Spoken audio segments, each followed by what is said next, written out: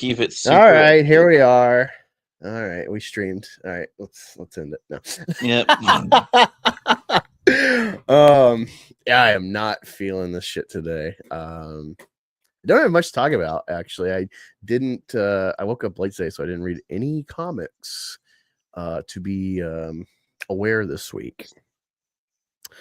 I just didn't really watched too many I haven't really kept up with pop culture things this week. Yeah, like it's 1 week and I'm so far behind on Ripetard shit.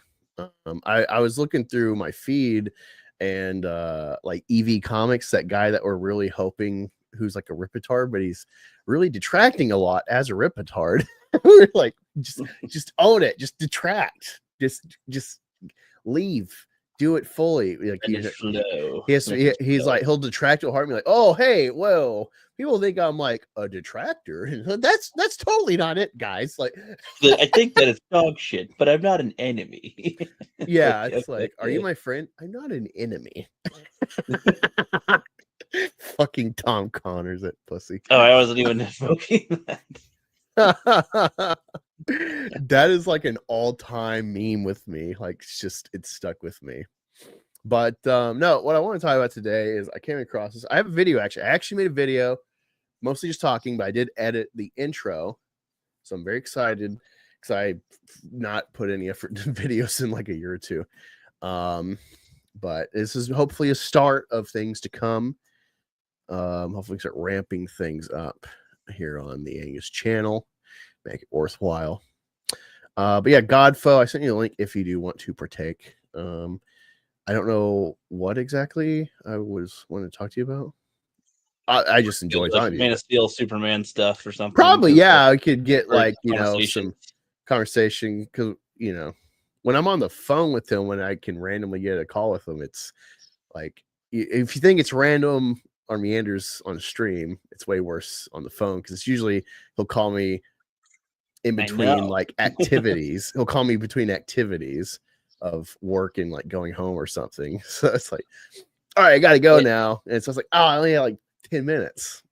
I guess he's ordering food all the time or something, or he's in the grocery store.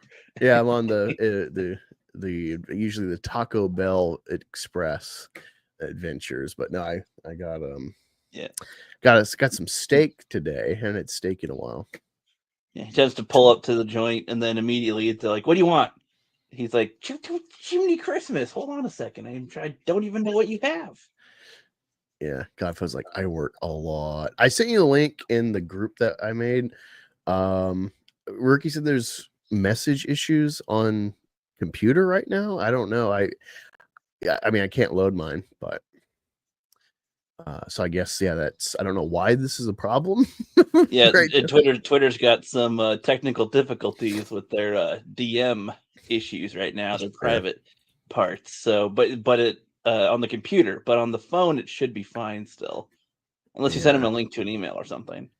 That might work as well. Option, so he can be on his computer potentially. Yeah, let me see.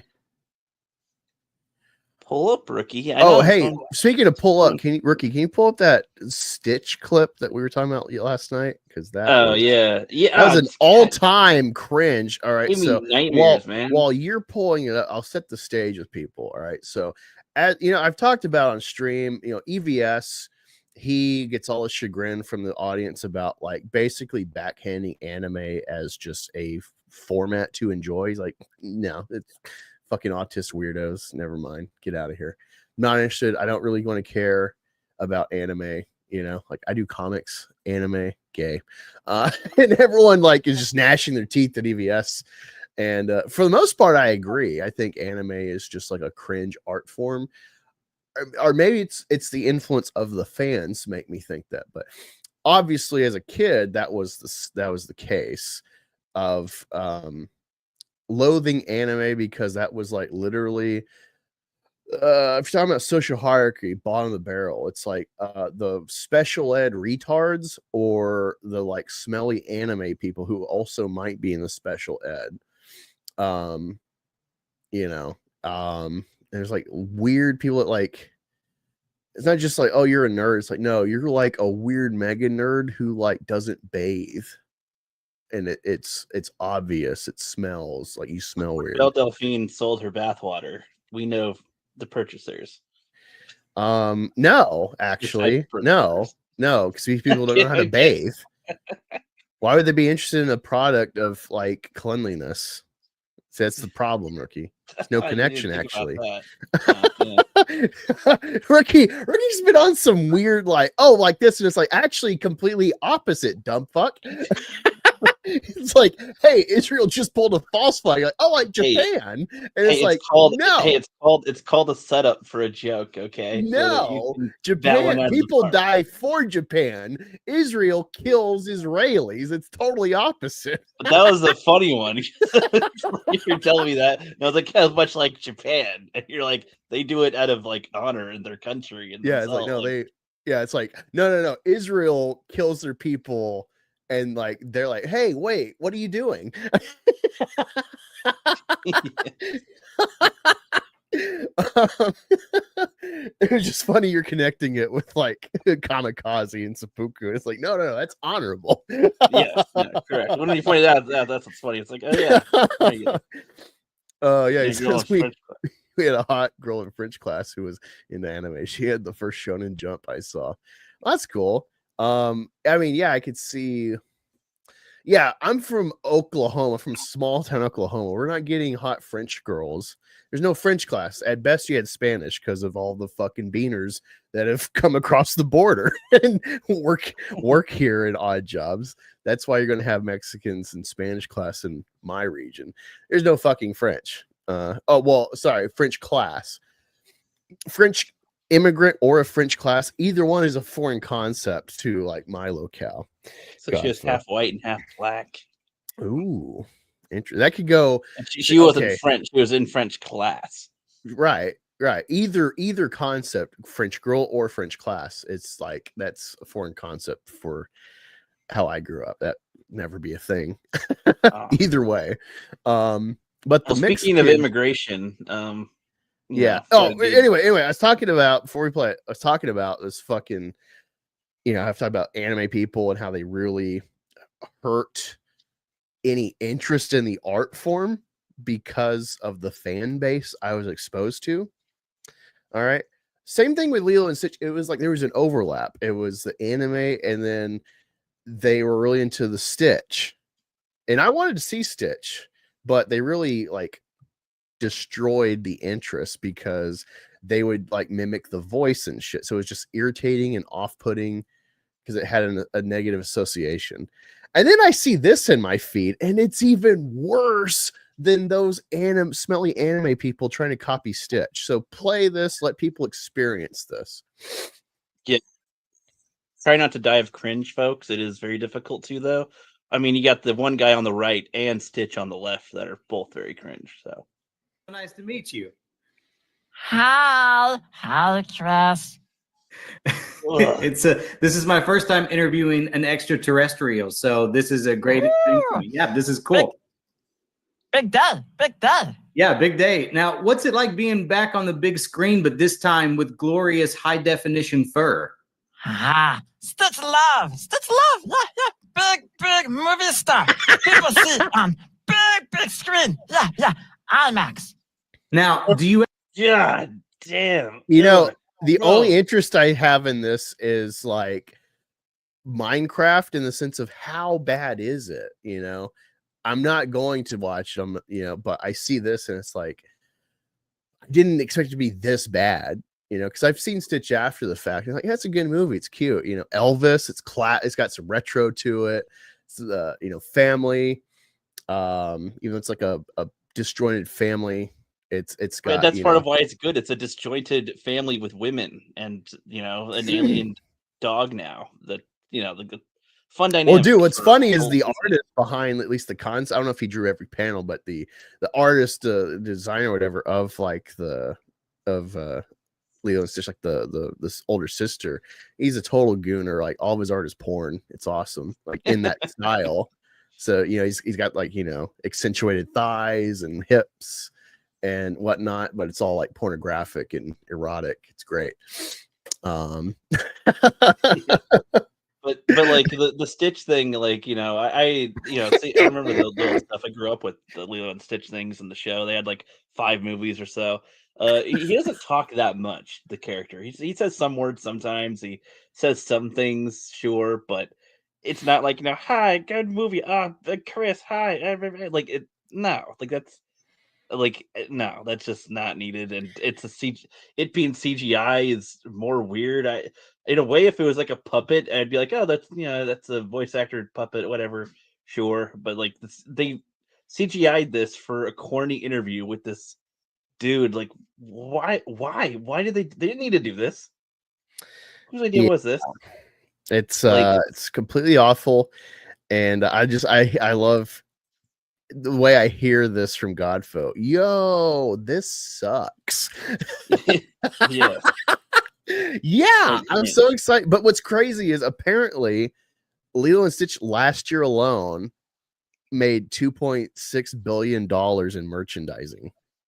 That's insane to me. I knew that it was like well liked, especially by our generation, because we like it was our generation's like type of movie and stuff. But like what type of merch or action, like Star Wars makes sense to always be in flux and make money because there's toys of different generations, statues, lightsabers, models, different posters, shirts, games. There's so many merch things you can buy that, yeah, of course it makes billions of dollars no matter what, even if it sucks. Like there's still good things to get, or you get the bad things to have for the memes or something. I don't know. Yeah, I got Morgan Elsbeth figure from exactly Ahsoka, because it's a joke between me and Rookie. I'm like, Morgan Elsbeth. Yes.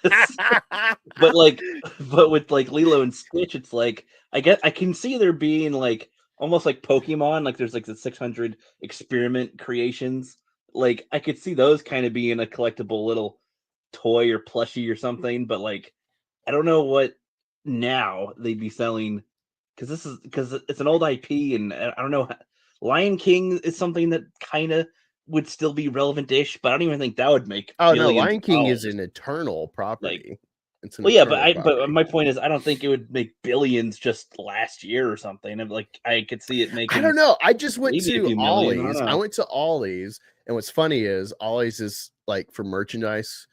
Obviously, it's a huge joke for like Star Wars. So you see your Star Wars shit in Ollie's, that's a sign your shit sucks. Here's the thing: you go to Ollie's, you find a lot of Star Wars trash. There's a fuck ton of Revas and not Andor Leias and Lando Calrissian. Just like, and then there's a bunch of Marvel, like pretty much the whole set of Eternals. There's like 50 fucking copies of the Marvel Legends figures of each of them. Shuri from Black Panther 2, and the white guy, Frodo, a whole bunch of figures of him. It's a great way to see like what is trash to the audience in these franchises.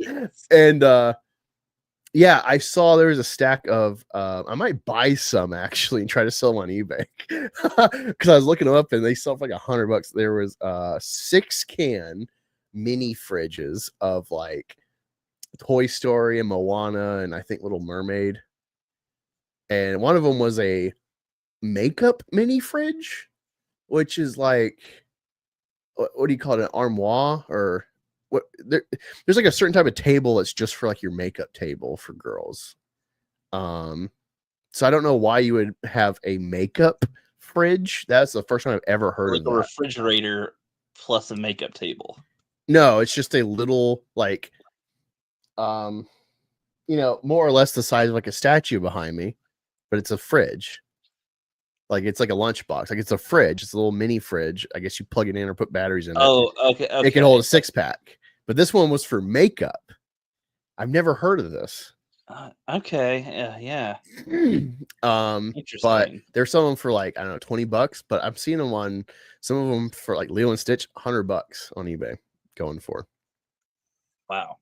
And it's like, yeah, there's a weird like Moana. I love the first Moana, and they nigged it up with Moana 2. Of course. Not a fan of that. Because here's the thing.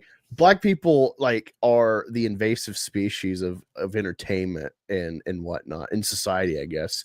Anything you like that's organic. And it's crazy because obviously you want to depopulate white people and replace them in film and whatnot. I get it. I get the leftist agenda. But it's really weird when they eat their own with black people, when it's like, hey, we got to respect all the races that aren't white and all the unique cultures. And so it's like, oh, Moana, that's a pretty underrepresented demographic in the world in media. It's like islanders. And then, hey, guess what? We nigged that up too. It's like, wow, that's pretty offensive, honestly. I'm not even an islander. It's like, well, it's funny you say that, like, because the reason why we even pulled up this clip was because you said that Stitch is like immigration and immigrants or something. And I was saying, like, that's why I hate Stitch. He sounds like a fucking immigrant. Yeah, but we play something that we hear and speak in this, and it like, you ever get overheated in Hawaii when you're wearing your Elvis jumpsuit? No. Jumba, design, Stitch, perfect. Yeah. Stitch, comfortable, always. Oh, good. That's nice. Do your feelings ever get hurt when people mistake you for a dog?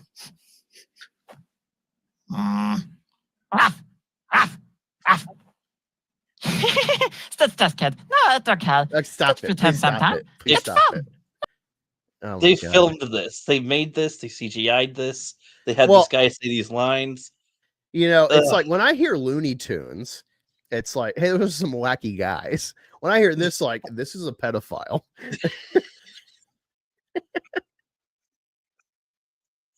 Yeah, I mean, yeah.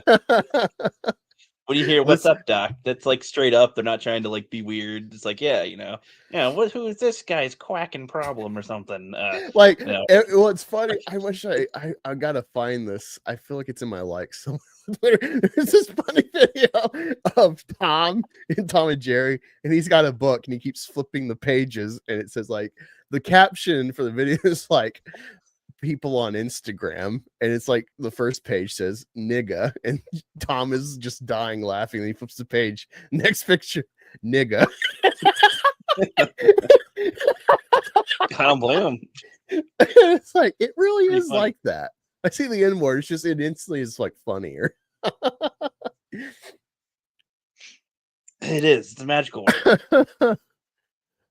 Oh god, when I first saw this, I'm like, oh, what are you doing, Keely? He says, where the 10-year-old black girls at? R. Kelly. There you go. That makes sense now. There we go. Oh boy. But that, Jesus Christ, that Stitch stuff. It's like, this is worse than I remember, actually. It'd be funnier if they had like the Leela one answering for Stitch, like, yeah, Stitch is like this or that, like that's kind of what she would do, and say something funny or weird, and that's why I wanted to bite Myrtle's arm off or something, like just like a demented child on the stuff. But excuse me. Anyway, yeah, sorry, trying to find this. I don't know where this is. I gotta dig for it. It's all good. I assume that Godfo is working right now, because otherwise, we were gonna see what we can chat with a bit with him, but he's working a lot. I wanted to get into some of the Superman talks that's sort of coming up soon. Actually, I don't know when it comes out though, but it's like July 11th, I think. In July. Nice. Plenty of time then for that. Plenty of time. Well, okay, this what sucks is I sent you this. I think I sent it to have it. We can open the TMs in the computer, so unless it fixes itself. Yeah. So now I gotta. Still loading. No, still left up. What the DMs fuck? Are still left up. I assume that's like a copyrighted song, so I'm not gonna fucking play it. But he says he's a bit more free next week. Okay, well, I won't be on Thursday, but I'm off. If I don't get overtime, I'm off Monday or Tuesday. We could stream, or the weekend if I don't work. Okie dokie, we shall see. I might actually be opening on Monday and Tuesday this next week, so I might be able to stream the evening. Let me see. Ryan Johnson. Yeah, surprisingly, Ryan Johnson poked his head out. All right, via the Independent. Okay, so now I got to hunt for on the Independent. Come on, Jesus Christ! 1 hour, they got all these articles. Fuck! Now I got to Google it. Which I think it's funny because I think that we mentioned it yesterday without knowing this news, knowing anything. Yeah. So okay, we can try to capture some of this conversation while I'm looking for this. So Rookie is a total bitch, obviously, and loves the show Andor from Star Wars on Disney Plus, and I think it's a really good show that is boring as fuck and doesn't belong in Star Wars. So I have this very weird. You're not really going to hear this from anyone else. I have this very weird take about it, and Star Wars Theory is famous for the bricks and screws comment or whatever. and then this year there was the attempted rape scene that was not sexually gratuitous at all. I was very excited to watch this, and then it's like, that's it? That's the rape scene you filmed for me in Star Wars? Are you kidding me? How am I supposed to masturbate to this? To make a better scene than that. So we got the version they could allow. Yeah, I was very underwhelmed that it's even a fucking controversial scene. And my whole thing is that if you're going to argue Star Wars versus Star Trek, Star Trek is worse because you see it through the fandom. People would rather watch videos and conversations about bad Star Wars than good Star Trek. All right. Now, within Star Wars, people would rather watch videos about Last Jedi and every other bad thing in Star Wars with Disney than watch anything about Andor. And it shows the one thing people watched that was a trending topic for a minute with the show was the rape scene. And then no one watched it after that. I've heard no one talk, even though I know there's videos about the ending and stuff, and there's essays, whatever, but no one talks about the show because it has no Mahler impact. did about 24 hours of talking about it over their streams. Okay. And then so that's somebody. So but the point is, no one talks about the show. It has no impact. It does nothing. I feel like a lot of that has to do with people's ability to sit and watch something that isn't having flashy, recognizable things all the time in the faces, because this is the same crowd. I would also agree with that, but even that show that's being completely counter to Easter egg Memberberry, they capstone the last episode of season 1 with Death Star. They're building the Death Star. Oh my god, I know that thing. And it's like, are you really? I feel like this show is extremely the wrong way to see. Even this show still has to try to dig up Memberberries, for a capstone. Its whole point is to lead up to the destruction of the Death Star with the New Hope. It's trying. That's what its goal is. If it doesn't include the Death Star, then what are we doing? It's trying. This is like, again, hey, Rogue One. Everyone will be like, all right, it had some good moments. It was fun, whatever. But who needs it? It's kind of like the Vader and Leia scenes are separate from the point of the movie. And those are the things we remember and talk about. And, it's like, hey, let's tell you the 5 minutes. Let's tell you the story 5 minutes before New Hope. And it's like, who the fuck said that was a good idea? And so, and then it's like, hey, those characters we don't remember from that movie that shouldn't have been made. Let's tell a prequel about that. That's what Andor is. All right. And it's very nuanced, very gray. And stuff, and you get these kind of humanizing views of the Empire and these demonizing views of the Rebellion. I like that kind of stuff, but it doesn't fit in Star Wars. As the furthest gray you can go is Vader, which you might think is a lot, but it really isn't. Vader, Dooku, Qui-Gon. Those are the moral. If Lord of the Rings is level 1. Star Wars is kind of like level 2 in going up into complexity, maybe level 3 with its like morality, but it's still pretty, if Game of Thrones is like 9 or 10, then yeah, you're still in the kiddie side of the pool with Star Wars and morality. So, going from the prequels, which was like kind of gray and ambiguous with the heroes and villains, the dichotomy of the good and bad fight with the Confederacy and the Republic. And then you get to the bifurcated black and white Empire and Rebellion. In between that, you don't go worse morally with Andor. So that's the other thing. It doesn't have fathers and sons, doesn't have the Force. It's just, it misses every point of like Star Wars, or conceptually understand like the world they're in to make a product. And I don't want it to be a product, but it is a product within a established universe, established fan base. It's just misguided in every way. And it was funny because I was talking about like Rian Johnson, it's like somehow I was talking about him where it's like no one's making Rian Johnson content because like he doesn't matter for Star Wars anymore. They don't make Captain Marvel Brie Larson videos right now because she doesn't matter for Marvel right now. She has no impact on. She had a sequel and it flopped. Brie Larson has no effect right now with the Marvel fan base. And then out of nowhere today, Rian Johnson, he popped his head. I'm like, oh, I'd really like to do another Star Wars movie. And I was just saying, like, hey, where's this trilogy? It's been like 10 years, no trilogy. And yeah, this is hilarious. But yeah, give us your counterpoints, Ricky, on this Andor conversation.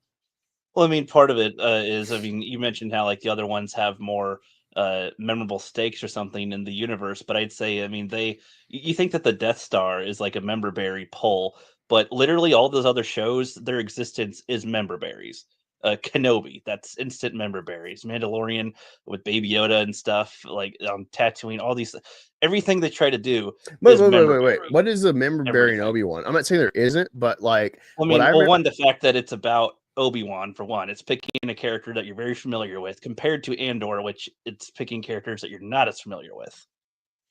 They have a much easier job, is my point there. They're picking the very easy route, nostalgia-filled route, and you said that that's showing the Death Star, and the last thing in Andor is a member berry. That's like the least. That's the least member berry you could possibly get. Least member, the iconic death machine that has two appearances in the saga and a third conceptually with the Starkiller base. So you think that they should have Andor end with it not connecting to anything to do with the original? I feel that the reveal is completely counter to the tone of the show. It's a completely and it's like the movie Arrival is the anti-blockbuster alien invasion movie. All right. I think I feel Rogue One is in that space, or Andor's in that space of like, hey, let's not do anything like the other shows. Let's not be a member berry show. Let's, and then, oh, hey, what's the stakes? It's not like Andor met someone that, holy fuck, where are we going with this? Oh, wow, he's actually got like a Jedi in his pocket, or here's Leia. Anything? No, it's like the member berry is the Death Star. So it's like, oh, it's an iconic thing, I don't know why you're phrasing it as a member berry. It's showing part of the purpose of Andor and Rogue One is leading into A New Hope. These are the last few years. Well, that's even lamer. It's even lamer though when it leads it. Like, yeah, we already know this is a prequel. Obviously, the Death Star plans. Okay. So let's have the prequel. Conveniently, he also was working on Death Star panels. Oh wow! Okay, so in your brain, it would just make more sense to have it be something that we just don't see in the original trilogy at all. It's just, oh look, something completely unrelated that happens in the few years beforehand, where it doesn't matter because it doesn't. Yeah. Okay. Here's the thing: when you're comparing it to Obi-Wan, by your definition, when you're comparing it to Obi-Wan.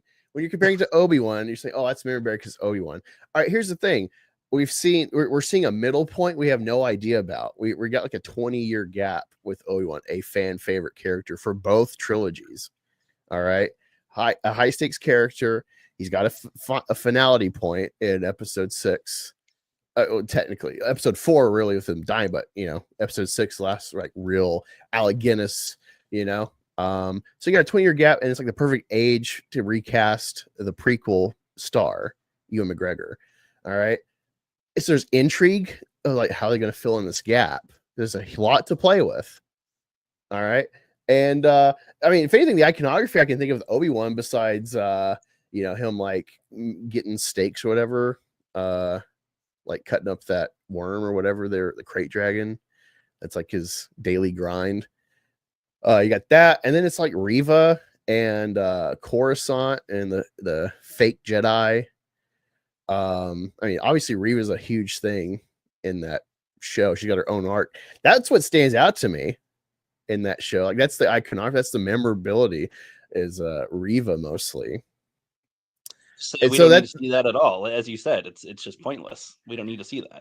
Well, I would say it'd be smarter to just make her own adds show. Literally nothing to anything. They should have made her own show, actually, if they wanted to tell that. Like how much they gave us of her should have been her own show. But no, like I think with Andor. Okay, here's the thing. Andor. You talked a lot. Hold on, no, shut up. Let me shut up. No. Okay. Andor. We've seen him at his peak. We've seen Andor at his peak. We've seen Andor at his peak with Rogue One, and he bites the bullet with fucking brown haired chick. So we're seeing like this build up, and this midway point of the show is Death Star. Oh wow. If you can show something that helps bolster any type of moment, I think that is fine. Instead of just, the Death Star blowing up alone, all that stuff that we get in A New Hope is good. That is fine. But if you can add to the impact, if you can show some of the buildup, show some of the things that happen, show all the struggles and all that stuff going on, I don't see how that's a problem. That's fine. I'm just saying it's such a limp dick show. You're seeing the end point as it needs to be this wow, bang, oh my gosh thing. And it just isn't. It shows the Death Star at the end. I think you're putting far more onto that than anybody has. Sure. I'm totally willing to own that I am the Mount Everest of this point. Sure. No one else has superseded the importance of that. Totally fine with that, but I think no one has come across this because no one fucking watched it. No, there's no one else in the ether saying this because no one fucking watched it enough to have this ether of commentary to like, oh, I thought it was nothing, or oh, really? This fucking got to rely on more iconography of established shit, so they're just making new things instead of it holding its own, That's the thing is like we've seen the high points of Obi-Wan. There's a huge gap in his narrative. Andor only has a high point, narratively, morally, and that's what's like weird about this show. It's not a person we care about, and his time in the universe is brief, and it seems he has no real interaction with anyone of importance. It's just a very weird show. It's a very weird show. It shows different levels of the Empire and the Rebellion. I'm not saying it's not.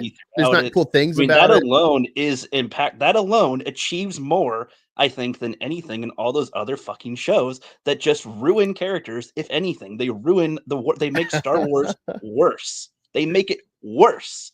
Andor doesn't make it worse. No, it's a good show. It doesn't belong in Star Wars. It doesn't get however good it is, it doesn't have the spirit of a Star Wars show.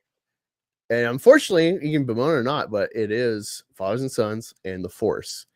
So if you don't have like some like grand point of like how does this affect the fight of the light and dark and its practitioners, then it's kind of a moot point, Maybe they're going to, but they had to cut it short from 5 seasons to 2. Oh, so you could like give me Jedi way quicker? Ah, darn. Like I just think that alone is just not even Like, I know that it doesn't even have to be any Jedi we know on the Jedi stuff and all that stuff, but I just don't think that matters. It doesn't have to be either Jedi or Sith that we know. You could like literally do something like Acolyte, where you give us a new sect of practitioner of the Force and expand the lore, and it tie into like people trying to especially with them doing the Ahsoka thing and trying to go out into Thrawn. Rogue One had that one blind Chinese guy that was like a Force temple guy or some bullshit. So yeah, see, he sucked too. He sucked too because they're trying to do this. This goes in hand with like the Rey Skywalker stuff, where even though we were liking Rey when she popped up in the first movie, there is this implicit leftist thing of like this. I was saying, I remember I told you about this, and you were agreeing about like this is like an anti-racist initiative in art, where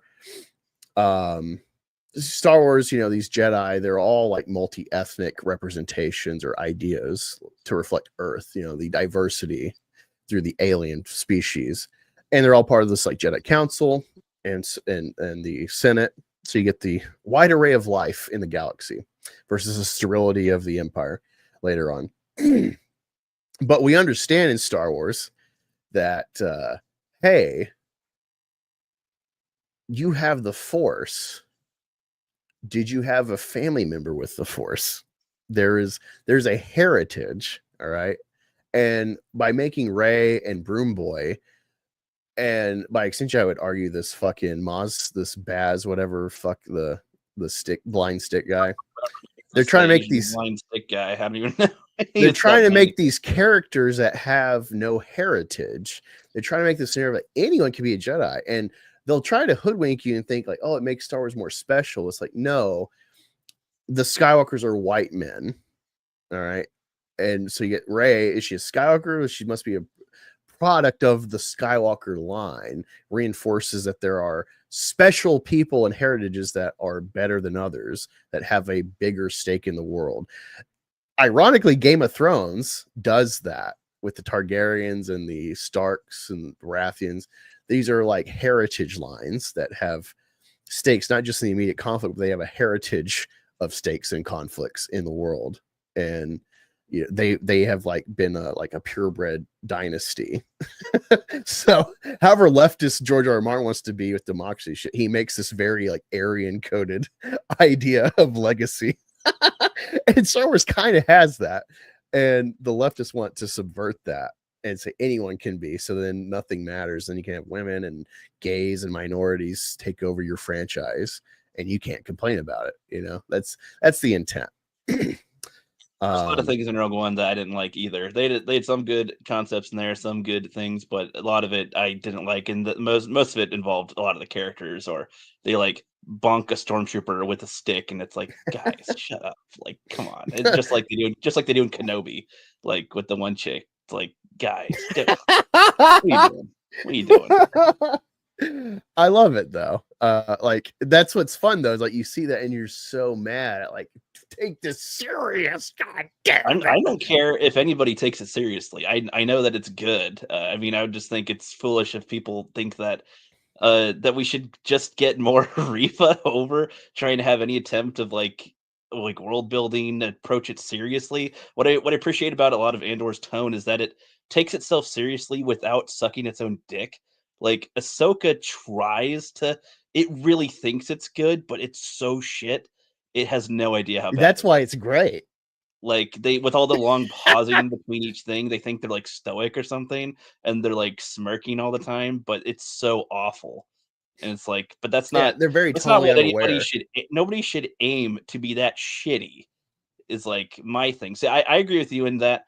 It'd be nice if Gilroy and them had like a Jedi to play with in their story or something. That would probably that would probably make a lot of people happy if if Kenobi, for example, got the same treatment in Andor as far as the writing goes and the quality, the care, all that stuff. If anything, the prequel stuff, like politics, people hate all the politics in the prequels, but that's some of the more interesting aspects, and that's what the show of Andor does. Which is, again, why a lot of people hate Andor, because it focuses a lot on politics, heavy stuff. But, if you involve, if there's more, maybe if it was more toward the like Empire taking over era instead of the right before the New Hope era, maybe you'd be more for that, where it's like there's still the Empire's establishing itself still across the galaxy. I don't want any of that because they're going to try to code it to be like Trump and immigration, and it's like, just shut the fuck up. Like, again, Lucas, however much of a libtard Lucas is, he had restraint narratively, like how he conducted. Well, I mean, I'm obviously saying it in terms of like in the best case scenario, not in they're just gonna make it retarded, because they already make retarded shit all the time. So that's the standard. I mean, yeah, if anything, I was a bit surprised at Andor because I saw the trailers and it seemed very much like Trump. We got to fight Trump resistance. It felt coded like that. If you watch the trailer, it's like, ugh. Yeah, and but it's like, oh, I actually wasn't really thinking about that at all. But then they do this rape thing, and it's like, yeah, I see. You got a white guy trying to assault a brown woman. It's actually funny. You remember because I made you watch the first season of Andor. You remember when the evil Empire lady like is torturing that same girl, Bix, the same one that gets raped in this one, the attempted rape, the funny rape. With it, she like gives her this super torture device of like dying children of an alien race that like f's with her mind. I mean, that's why she's in such a weird state in Andor season 2. She's traumatized from being tortured, and then like the Imperial officer attempting to make out with her. Very slight thing, honestly. She's like, okay, what? Like by comparison, what happens to her in season 1 is way worse, honestly. Like she's like disheveled and like destroyed from it, and like all this stuff in season 2, I think, is more so trying to build her back up from that. And see, that's another thing too, is like having women in the Empire is just fucking stupid. Oh well, we'll see. Even though I haven't watched the whole thing, I have I've heard discussions about it. You'd like what happens to her by the end, to a lot of the women actually, because they don't treat them like, oh, you're special. They do a lot. No, well, not even that. I just hate like women in in the Empire because it's just retarded. Like adding women to the Empire, and it's not like some off the books person, that's like actually tangential, like kind of like a Boba Fett, where like, hey, the Empire is cool with them, but they're not the Empire, like they're not in the employ. Well, you see, it just makes no sense because the aesthetics of the original trilogy is all about sterility and male domination. Wouldn't you like to see that in like, it's like a year or two after the Empire's established itself, and there's like a whole bunch of women that are on the Imperial staff, and then it's like, all right, ladies, you're all fired.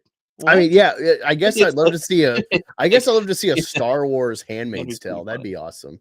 Well, I guess my point kind of is like, you can have prequel things, you don't need to see a lot of things that they tell in a lot of stories, but if you can tell it well, then I think that it's worth it. If you can add something to it, if you can build a moment to it or whatever, then I think that helps improve things. Like there's some things in Andor that might help the perception of Rogue One, even if Rogue One is a worse written thing, and like obviously worse, Jyn Erso fucking sucks and all that. Like if you can help make some moments better, then I think that's a better goal, and that's a better goal for the prequel and a more difficult challenge to it, I think. Because I don't know, again, you hear the way that the creator talks about his work anyway, and you could tell all the passionate, same with the actors, and then you go over to the Kenobi and all these other ones, and it's just like, oh god, they just, nobody really cares. Or we did a Star Wars, we showed Anakin, and then he looked like Vader. This is the gayest Star Wars yet. It's like, hey, your show's canceled. The 3PO and R2 are lesbians. That bullshit. It is really funny when they just have this audacity to not even the like sexuality. Like they just said that about Acolyte, didn't they? Yeah. They were like really proud. They thought that was like really something. It's like, hey, guess what? Your show's canceled. Your gayest show ever. It just reminds me of my chagrin with like Grace Randolph, where it's repeatedly we just need if you just had more diversity, just so great, we got this and that, even though this movie sucks. It's great to see an Asian in it. And it's like, no, that hurts Asians, because now, like, if the only major media people are seeing with an Asian is this bad thing, now next time I see after a couple times, you're like, oh great, a fucking gook in a show. Here we go. We know where this is going. This is gonna suck. Like that's what you're doing. Well, that's kind of what we feel usually when we see gays now in movies. We're like, I was watching a video of like, I don't know, it's probably some Asian celebration or something, but it started with like of some kind, but so there's like someone's painting this Asian girl's face. It's like a little kid, kindergarten or something. And she starts with like a couple things over her eyebrows, and then to the center of her forehead, she does a rainbow. I'm like, oh, great, faggots. But then like you start watching the video more, and she's like, doing like this intricate artwork and using this like rainbow pattern, like smearing it in different ways, getting different kind of colors, and it's cool. But like instantly seeing the rainbow, just instantly, oh great, like. The gays have ruined the rainbow. And I don't say that as I'm not anti-gay, but what usually entails with representation of gay with rainbow is just revolting, off-putting. It's there to make a statement against the cis-het world normativity, and so it's just instantly off-putting. That's kind of what's going on with every minority in some way or another. Is they try to make some daring statement, and then it gets canceled. No one watches it. And it's like, yeah. And then they try to play. It works either way for them. Either they get to expand your not being able to get away from them in any sense of existence, or if you shut it down, if it doesn't make money, fails, they can call you a racist. And they say, well, we need to do even more because of all the racism. Bros, the like totally all the guys make out and fuck each other movie. It's all your fault, homophobe. Yeah, and it's like, dude, I'd say like 80% of guys are just in some way homophobic. You're just gonna have to deal with it. It's just reality. Like there's maybe you can't recondition them. They're always there's like a percentage we can probably handle, like without needing to go, okay, I gotta look away. I don't want to watch this at all. Like do like a couple dudes kiss for a few seconds on screen. Okay, I'm not gonna cringe my pants off. But like she keep on. This is the whole movie. Like, dude, no way. Like, no way. Yeah, you gotta like. These people are fighting reality. That's what's really annoying. You need some bricks and screws to help out make this a little better. Bricks and screws. I really hate Star Wars Theory. It guy sucks. Whatever. He used to be valuable, and I just think now, yeah, I don't really think he's good for Star Wars. I don't think he's a good content creator. I think like he's just overstayed his welcome. He's too much into the mix.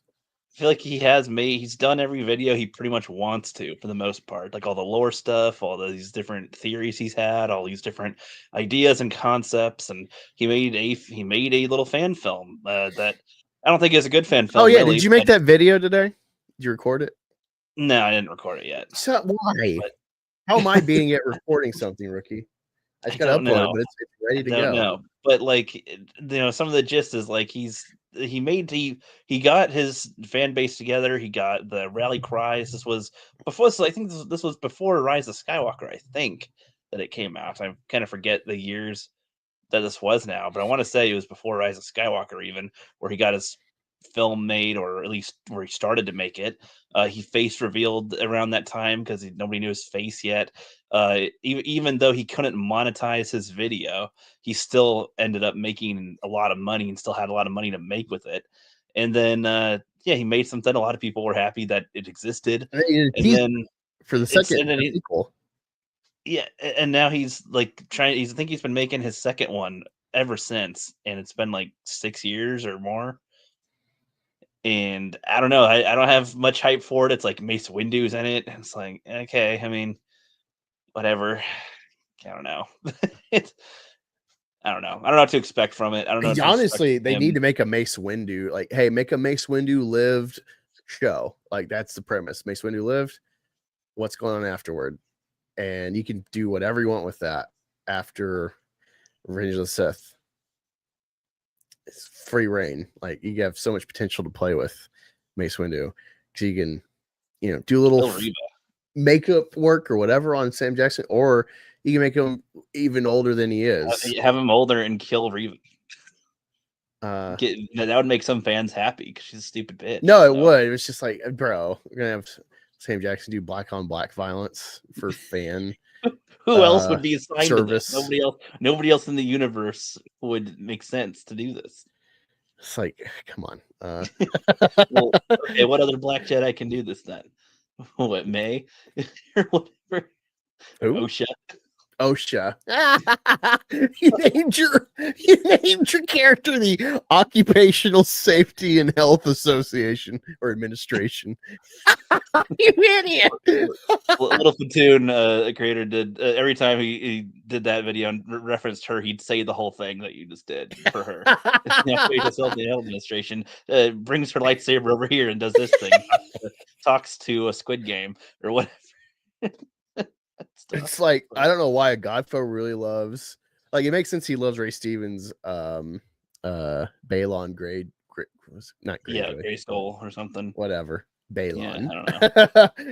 Balon is friends to Morgan Elsbeth. Yeah.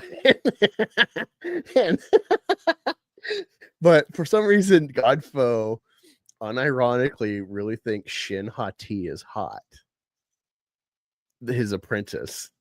Right, yeah, also Alice from Batwoman, the crazy sister to Batwoman. Okay, well, she's not hot at all in fucking Star Wars. And her name's retarded, too, because her name's Shin. And it's like, you're selling to an English audience mostly, and Shin is part of my leg. With her sister, Knee, and her brother, and Ankle. So you name her Shin Hot. It's like, hey, what would be another name for? Let me look up synonyms for Shin. Morgan Elsbeth probably makes more sense for her name, and then Shin to be the Asian lady's name. You know, Morgan. Swap the names.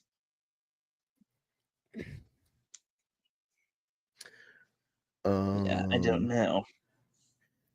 Thigh, calf, shank, drumstick, ham, member, foreleg, Okay, so there is a foreleg. Okay.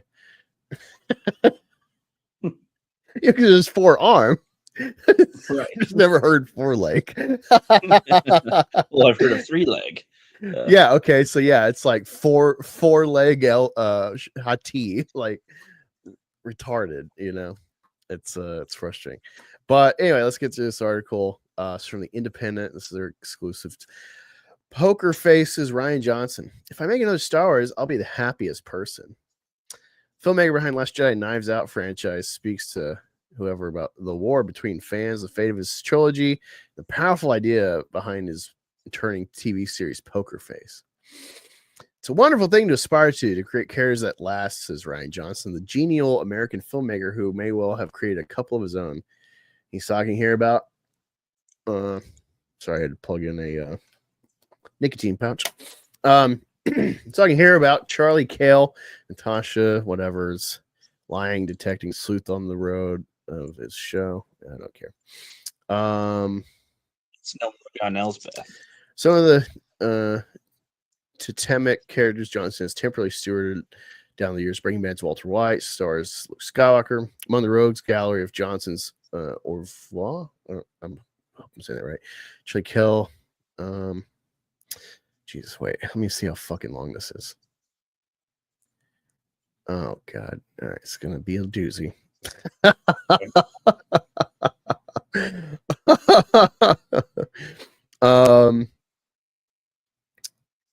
Do 51-year-old writer. He's talking about Poker Face. It's reasonable to describe Johnson as one of the biggest contemporary directors in the world when it comes to name recognition, thanks in part to the maelstrom of backlash that accompanied his brilliant but polarizing Star Wars movie in 2017. It's brilliant to think of the vitriol that once seemed magnetized to the mild-mannered, enthusiastic man conversing with me today.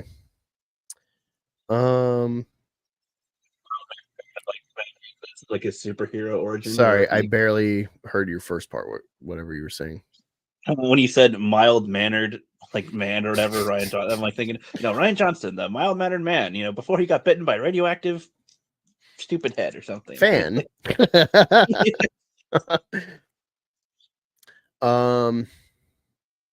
Oh, that's why it's been bothering me. I keep seeing June 6th here for Ballerina. And I'm like, what the?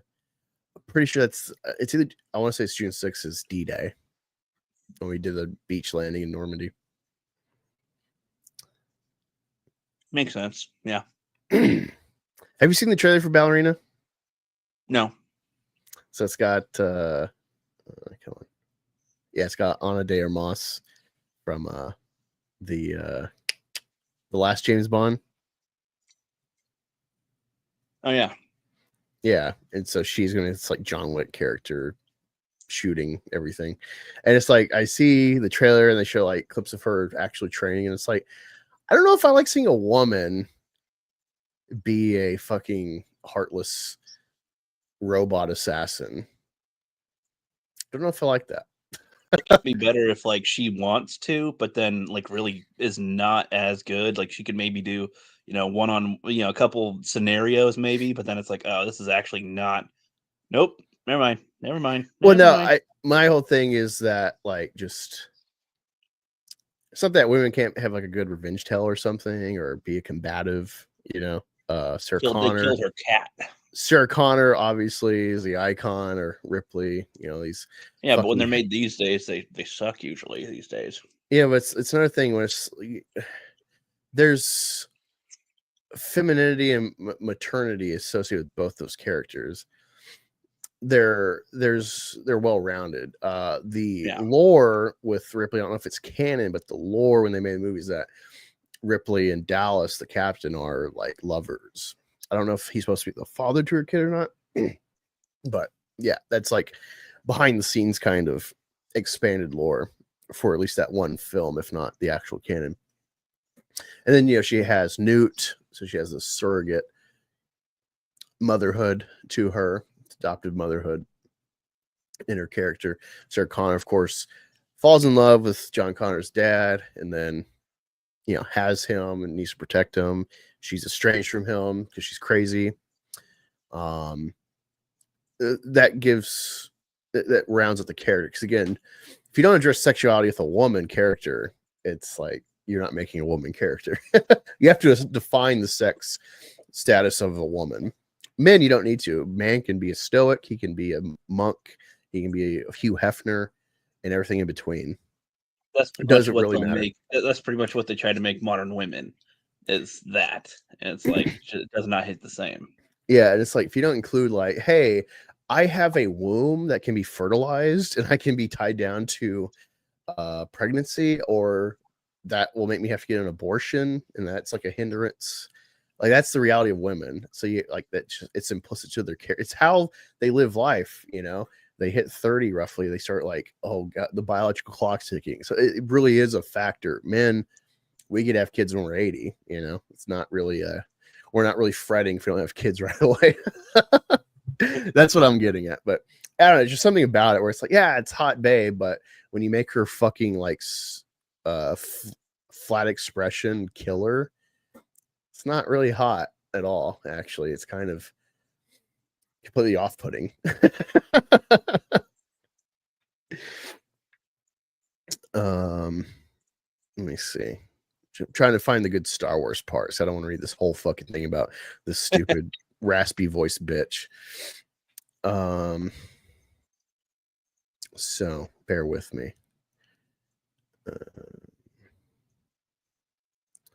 Brisbane Looper.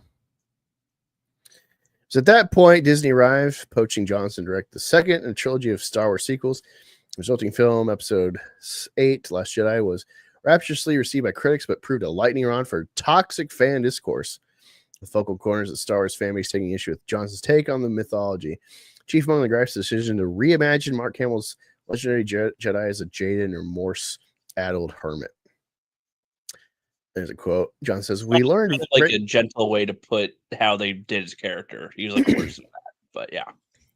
Yeah, it's like we learned very quickly in the writer's room not to try and write Natasha. Okay, she's doing some other shit. I've always wanted to make this clear. It's not like I've gone through a living hell or something. Johnson says, "I've had the kind of experience that you may only dream about as a filmmaker. I was in my 20s when the prequels came out. I mean, you talk about wars between Star Wars fans. We experienced our own. that the prequels of World War One and this Last Jedi was World War II. No, dumb fuck. The original trilogy is World War II. Like, what are you talking about? Idiot. But he adds, I feel like I've had such a wonderful, lovely, positive experience with the fans during the course of it. That's left me a bigger Star Wars fans than I ever was, which is really something because I grew up with it as a bedrock for my childhood. This is the guy that said he didn't like for the longest time in his childhood into adult. He didn't like. I'm pretty sure he said he didn't like Empire Strikes Back, which is just why he thinks that's probably why he thinks that his movie is going to be super loved when it's almost 10 years now, isn't it? Yeah. After the whiplash of Last Jedi, Johnson started work on what he hoped would be a surefire crowd pleaser, Knives Out. The film was an ensemble piece starring a glut of famous faces. Yada, yada, yada. When I first started writing, okay, still talking about Knives Out. Don't care. Never watching it. Again, I just found this. So I'm trying to find the Star Wars parts. For it being like a Rian Johnson article, it's really, I mean, I guess it's fine to talk a lot about his other shit, but the main thing people are trying to get to is the Star Wars shit. I mean, I think the person who wrote this knows that, so they're really gonna they want you to read the whole fucking thing, stretch it out. Let me see who the writer is. I'm trying to see. I didn't even see that second part of the headline. If I make another Star Wars, I'll be the happiest person. So they're trying to promote the Poker Face show that I guess he's part of or made, but obviously no one cares. So they're conning you to read about Poker Face with Star Wars. That is funny. This is like, hey, you like Star Wars? Here's Andor. It's like, no, wait, get out. No, I want to see Darth Vader. I want to see Baby Yoda. What is this? Get out of here.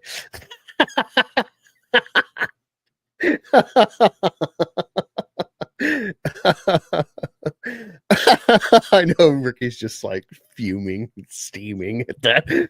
I know you like the TikTok content of Vader. I know.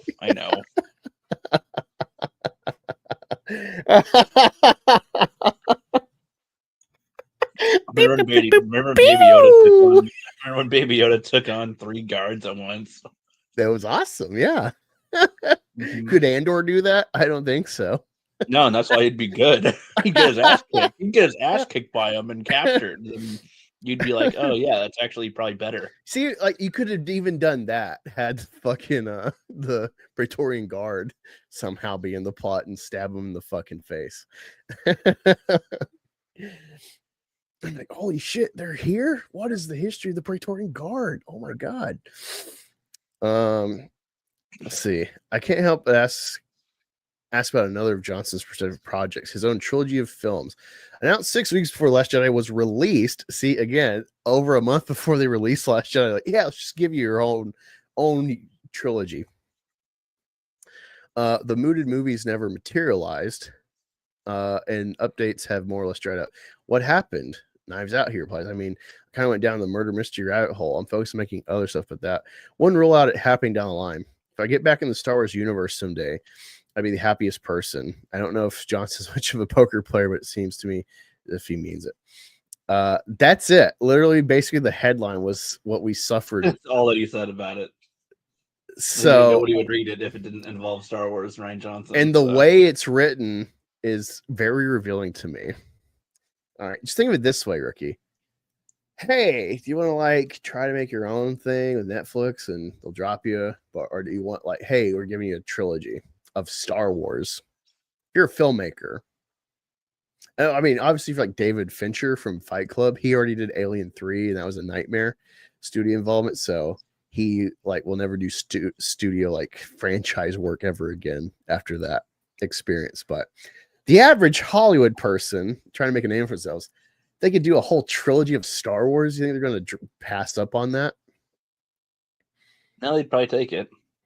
It's hey, my own idea. I mean, currently, right now, I don't know anymore, actually. But 10 years ago, I don't know anyone who would ever decline it. Yeah, that makes no sense.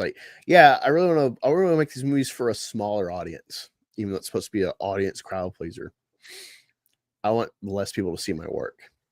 If anything, you would sell more Knives Out shit viewership because you did Stars. People are like, whoa, I love what that guy did. Let me see what else he's done. Yeah. Hey, well, you know, that Ray movies or no, the Mando movies next, I think. Yeah. I don't know. That we got a Ray trilogy or whatever. Let me see. Movie, just like one movie, and let me look at the upcoming upcoming Star Wars movies. All right, this is from Google AI. We have the Mando and Grogu next year, May, right after my birthday. All right, it's gonna be directed by Jon Favreau, so that's a good sign at least. Sean Levy, yeah, I forgot he's doing Starfighter with Ryan Gosling. It's set after Rise of Skywalker. Then we're getting a Ray-centric movie in 2027. So we're getting 2 Star Wars movies in 2027, May, and I assume December. A Ray Jedi Order movie after Rise of Skywalker. And James Mangold, who was supposed to do a Boba Fett movie. Isn't he the Indiana Jones guy? Yeah, he's the guy that everyone was attacking. Yeah. And he's doing a Origins of the Jedi Order, and will feature a biblical scope according to IGN. And then Taika Waititi is supposedly still doing a Star Wars movie. Taika Waititi, everyone hates on him because they're like, oh, he made Thor funny. They want to cry because he did, that sequel. And he said something like, but Waititi's a weird guy because he's talked about like, hey, this whole diversity shit, like, it's not real. Trying to force that in movies is not real. Like where I'm from, there was a main type of people I was around. And so when you try to make this rainbow, it's not real. So he said some kind of base stuff. And then he also did the was it Jojo Rabbit, I think it's called. It's like a Nazi movie about this kid in the Nazi youth. Scarlett Johansson's like secret, like this I guess you call it French Underground, whatever. I don't know, but resisting, rebelling against the Nazis, whatever. It's a good movie. It's very peculiar because it's like in the head of this kid. So he's like, oh, I love Hitler, like Hitler's like he has like an imaginary friend version of Hitler in his mind that he's like hanging out with. It's a very, very interesting movie. I really liked it. Even though obviously I'm like Groiper adjacent and have my views on World War II, but it's a good movie given the mainstream narrative. What were you gonna say, Ricky?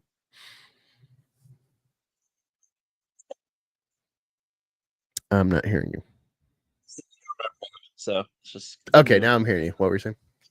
I said I don't remember now, so we can just move on. I thought you were gonna say something about Taika Waititi. Oh yeah, with him. That like, didn't he do Thor: Love and Thunder also? Yeah, he did Thor 3 and 4. Yeah, that's what's weird because like I think that Thor 3 is fine. Maybe he could have been toned down a little bit, but Love and Thunder's such dog shit. But it fits with all the other dog shit that came out from Marvel. So I don't even know how much of that is his dog shit. I have no idea. And also he did some episodes in Mando season 1 and 2. I don't know if he did season 3, but I want to say he did the second to last or last episode of season 1. It's pretty good. So it's a mixed bag to say the least creatively. I've not seen his other stuff before his like rise to fame in the mainstream. Yeah. But I mean, we got things coming the next couple of years, so I'm very maybe I'll try to fly out around. Hey, they recast Balon. Whatever. Yeah, as Game of Thrones, the Hound, yeah. I'm like, that has nothing. Not a good replacement. That is not at all like Balon. Like they should have gone for Sean Connery. Oh wait, he's dead. They should have gone for Ian McKellen. Well, okay. Who do we have left? I'm sure like some kind of like No Name to America from like a British actor. Like the Hound's already got as the actor, he's already gotten entries in entertainment that. It's probably other Game of Thrones actors that could do fine in that role. Yeah, I don't have. Jamie. I think Jamie would be better than him as Balon. Yeah, sure. He's a pretty good actor, actually. You got to see the shot caller; it's really good. He's like, I don't know, a lawyer or something. He gets like in a he caused like, I think, vehicular manslaughter or something. So he gets stuck in the prison system. So he ends up becoming like a white supremacist in prison. It's awesome. Yeah. And it's not what you think. It's not like white people. It's not really that. Like, it's a really good, depressing movie. I think the guy who plays Samuel Tarly could probably do a good Balon. No, fuck that guy. Your favorite. Fucking God. Or Bran. Bran Flakes. I don't know. I don't know enough. I've not seen anything else. I don't know if he. He has to have an old feel to him. If they don't have the old feel, then it's not gonna fly as well. I mean, fucking dude. Oh, hey, you could get to be Balon, Mel Gibson. Yes. His whole goal is to, he's trying to bring some other order into the universe, and it's like, purging. He's a good. Oh, hey, by the way, Mel Gibson is about to start filming the Resurrection of the Christ. You mean Christ Strikes Back or something? Christ uncrossed. Yeah, I love the Family Guy. Passion of the Christ 2. Crucify this. No, I expect it to be a good film though. Yeah, obviously I don't believe in maybe then I'll watch the first one and then we'll watch it soon. We'll put it in the playoffs. But yeah, I can't believe how uninformative that fucking Rian Johnson article was. Fuck you, Independent. Yeah, well, it's literally the same as before. He'd like one. That's the same information. The same information we've had for the last 10 years.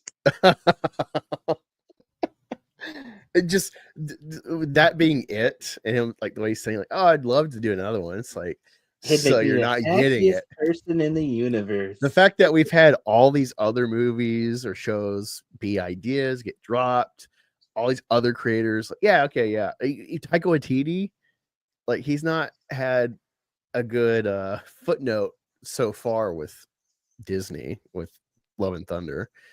Yeah. If anything, it's like an off-putting name to be associated with Star Wars. Like, oh, that with where we're at with Star Wars. Oh God, like I don't know, man. But anyway, talk to you at some point next week. Not sure. Won't be Thursday because I work, but see you around, people.